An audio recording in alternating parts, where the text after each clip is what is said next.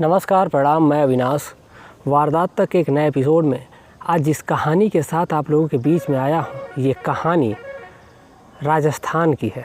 राजस्थान की जो कहानी आप लोगों को मैं सुनाने वाला हूँ, ये कहानी बेहद रोचक है। इस कहानी को आप ध्यान से सुनिएगा। वाकई ये कहानी आपको हैरान कर देगी, परेशान कर देगी। क्योंकि आज मैं स्टूडियो में नहीं हूँ, स्टूडियो से बाहर हूँ, इस वजह से बाहर बनानी पड़ रही है। हो सकता है कि बाहर की आवाज़ थोड़ी बहुत आप लोगों को आए, इसके लिए मैं माफ़ी चाहता हूँ। तो उम्मीद है कि आप लोग थोड़ा सा कोऑपरेट करेंगे और आज की कहानी बेहद रोचक है। चलिए आज की कहानी पे आता हूँ। कहानी पे आए उससे पहले आप लोगों से प्रतिदिन की तरह विनती है, गुजारिश है कि जितने भी हमारे भाई, जितनी भी हमारे बहन हमारे चैनल पे नए आए हुए हैं, वारदात तक के परिवार को सब्सक्राइब करें और परिवार का हिस्सा बने। तो चलिए आज की कहानी शुरू करते हैं। दरअसल जो कहानी है एक विजय नाम के लड़के की है। जो विजय है उसकी शादी होती है और शादी होने के दौरान जब उसकी पत्नी घर में आती है जिसका नाम रेखा होता है, विजय और रेखा की जोड़ी को देख करके लोग वाह वाह करते, कहते कि ये एक जोड़ी ऐसी है जो लाखों में एक है। वाकई वो दोनों देखने में बेहद खूबसूरत थे और दोनों की जो जोड़ी थी वो बेहद लाजवाब होती थी। एक ऐसी जोड़ी जिसकी कोई कल्पना नहीं कर सकता। वक्त गुजरता है और वक्त गुजरने के साथ साथ इन दोनों के बीच में प्रेम गहरा होता जाता है। लेकिन आखिर कब तक? इन लोगों के लाइफ में जब कोई तीसरा व्यक्ति आता है तो फिर ज़िंदगी की वाट लग जाती है। और यही कुछ होता है विजय और रेखा के साथ। विजय का एक नया दोस्त बनता है जिसका नाम संजय होता है। और जो संजय कभी कभार, तो पहले तो उसके घर पे कभी कभार आता था, लेकिन जब वक्त गुजरते लगा तो फिर जैसे उसके घर पे जब खाना बनता तो जो विजय है अपने दोस्त संजय को इनवाइट कर देता खाने के लिए और संजय भी आ जाता था। क्योंकि दोनों बाहर रहते थे और बाहर में जॉब करते थे, तो जॉब के दौरान अक्सर ऐसा होता था कि विजय अपनी पत्नी की रेखा के साथ रहता था। लेकिन जो संजय है, संजय की शादी नहीं हुई थी और वो अपनी ज़िंदगी को ऐसे ही जी रहा था। बस जितने पैसे कमाता उतने पैसे घर पे देता और कुछ पैसे जो बचते उससे पार्टी करता वो। तो ऐसा ही वो सिलसिला चल रहा था। और जब संजय घर पे आने लगता है तो जब उसकी जो पत्नी है वो खाने जब बनाती है तो उस खाने की जो संजय इतनी तारीफ़ कर देता है, इतनी तारीफ़ों के पुल बांध देता है, जिससे उसकी जो पत्नी है बेहद खुश हो जाती है। और ये तारीफ़ भी सुन करके, कहते हैं जो स्त्रियाँ होती हैं उनको जो तारीफ़ सुनना बड़ा पसंद होता है। अच्छा, कहानी थोड़ा सा मैं रोक रहा हूँ आप लोगों के लिए। मैं ये पूछ रहा था कि आप लोग कहते हैं कि मैं कहानी तेज़ सुनाऊँ, कोई कहता है कहानी धीरे सुनाऊँ। तो मैं ये सोच रहा हूँ कि जो स्पीड है उसी को बरकरार रखा जाए। कहानी तेज़ सुनाने में और आपको सुनने में बहुत ज़्यादा समस्या हो जाएगी। इसी वजह से मैं सोच रहा हूँ कि आप लोग थोड़ा सा कोऑपरेट करें और कोऑपरेट करने के दौरान आप लोग थोड़ा सा हमारा सहयोग करें। तो जो संजय है जब घर पे आता है तो जो उसकी पत्नी है उसको तरह तरह के पकवान बना करके खिलाती है। और कहीं ना कहीं जो संजय है वो उसको देख करके जब पहली नज़र में देखा था तो उसका दीवाना हो गया था। ये बहुत बुरी आदत होती है कि अगर एक दोस्त है, अगर दोस्त अपने दोस्त को बहुत ज़्यादा मान रहा है और उसको स्नेह लगा रहा है तो उम्मीद है कि दोस्त को अपनी दोस्ती पे खरा उतरना चाहिए। लेकिन ऐसे दोस्त बहुत कम मिलते हैं, बहुत रेयर मिलते हैं कि जो अपने वादे के मुताबिक खरा उतरे।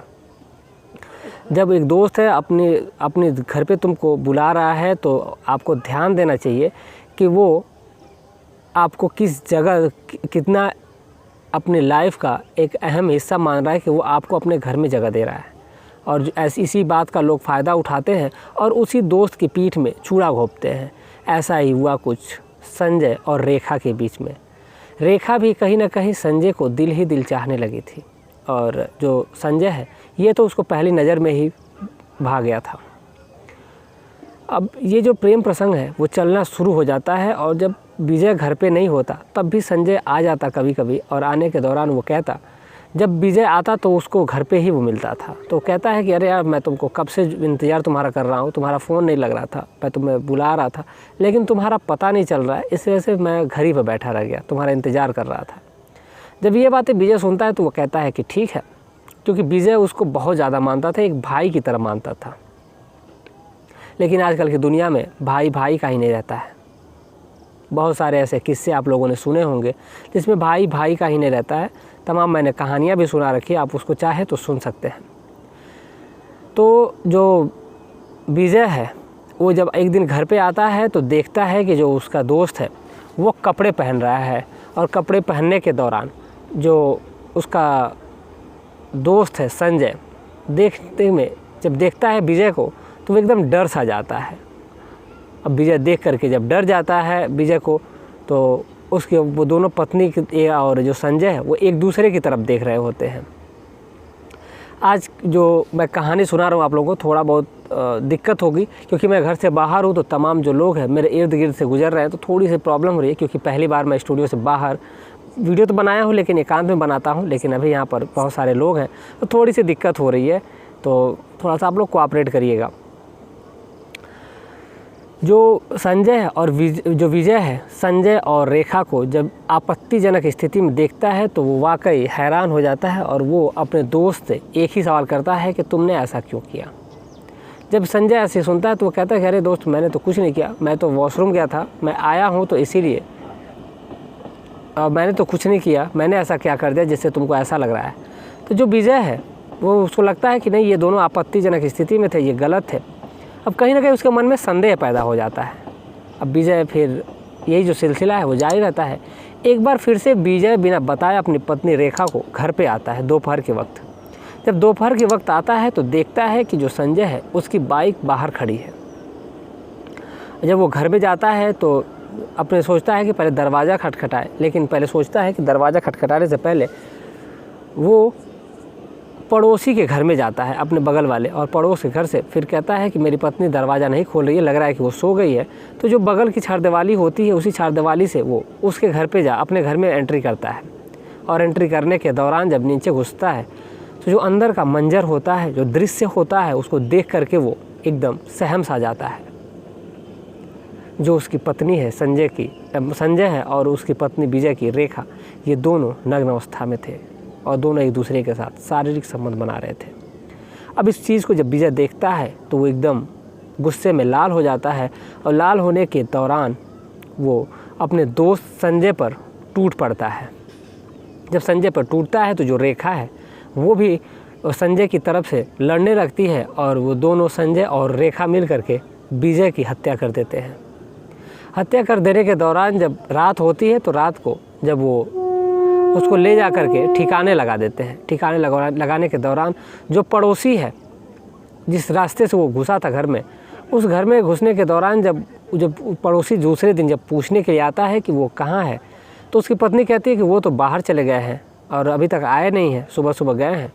अब जब दो पड़ोसी है वो शाम फिर आता है लेकिन शाम को भी नहीं मिलता है, फिर दूसरी सुबह भी आता है तो नहीं मिलता है। लेकिन एक चीज़ वो देख रहा था कि उसका जो दोस्त है संजय वो उसी टाइम उसके घर पे था, और कहीं ना कहीं ये जो संजय है जब उसको देखता है पड़ोसी, तो जो पड़ोसी का शक हो जाता है और वो पुलिस में तहरीर देता है। और तहरीर देने के दौरान जब पुलिस आती है तो छानबीन करती है तो घर में कुछ खून के हिस्से मिलते हैं, जिसकी वजह से जो पुलिस है वो और शक में आ जाती है और पत्नी को उठाती है और उससे पूछने लगती है। जब पूछताछ करती है तो पूछताछ के दौरान उसकी जो पत्नी है वो सारा सच कबूल लेती है और सारी बातें परत दर परत बता देती है। जब परत दर परत बताती है तो फिर इसको देखने सुनने के बाद जो पड़ोसी है और बाकी जब मोहल्ले के जो लोग हैं उनको जब इस बात का पता चलता है तो सभी लोग शोक में डूब जाते हैं कि आखिर एक पत्नी ऐसा कैसे कर सकती है, वो भी अपने ही पति के साथ। प्रेमी के चलते अपने पति की हत्या कर देती है। कहीं ना कहीं जो रेखा है उसको अपने ही पति पे भरोसा नहीं होता है। जब पड़ोसी जब जाहिर करता है शक तो फिर सारी बात खुल करके सामने आती है। और जो रेखा है वो अपने पति से शायद संतुष्ट नहीं थी, या फिर क्या वजह थी, या तो फिर प्रेम का एक हिस्सा बन चुकी थी वो, जिस वजह से ऐसा हुआ है। तो ये थी आज की पूरी कहानी। आज की कहानी में बहुत सारी गड़बड़ियाँ हुई होंगी, हमें पता है। और आज की कहानी में मैं कमेंट भी नहीं किसी का बोल पाऊँगा, क्योंकि मैंने कमेंट लिखा तो है लेकिन कमेंट सबका स्टूडियो में पड़ा हुआ है। तो कल की कहानी में पूरी कोशिश करूँगा कि सबका कमेंट मैं बोलूँ। आज की कहानी में हुई गलतियों की वजह से मैं आप लोगों से पहले ही मैं माफ़ी मांगता हूँ, और उम्मीद करता हूँ कि आप लोग मेरी मजबूरी को समझ रहे होंगे, क्योंकि मैं ये नहीं चाह रहा था कि आप लोगों के बीच कहानी ना पहुँचे। इसी वजह से मैंने सोचा कि मैं जहाँ भी रहूँगा, जितने मेरे भाई हैं, जितने मेरी बहन हैं, जो कहानियाँ प्रतिदिन सुनते हैं हमारी, उन तक ये कहानी ज़रूर पहुँचनी चाहिए। चाहे मैं किसी भी अवस्था में रहूँगा, आप तक कहानी का दौर जो है, जो सिलसिला है, जो मैंने आपसे वादा करा है, वो नहीं रुकने वाला। तो उम्मीद है कि आप लोग भी कोऑपरेट करेंगे। मिलते हैं कल शाम 7:30 बजे एक और सच्ची कहानी के साथ। इस पूरे घटनाक्रम को सुनाने का उद्देश्य किसी की भावनाओं को ठेस पहुंचाना नहीं, बल्कि आपको जागरूक और सचेत करना है। आप जहां भी रहें, स्वस्थ रहें, सुरक्षित रहें। तो चलिए मिलते हैं कल शाम 7:30 बजे एक और सच्ची कहानी के साथ। तब तक के लिए जय हिंद, जय भारत।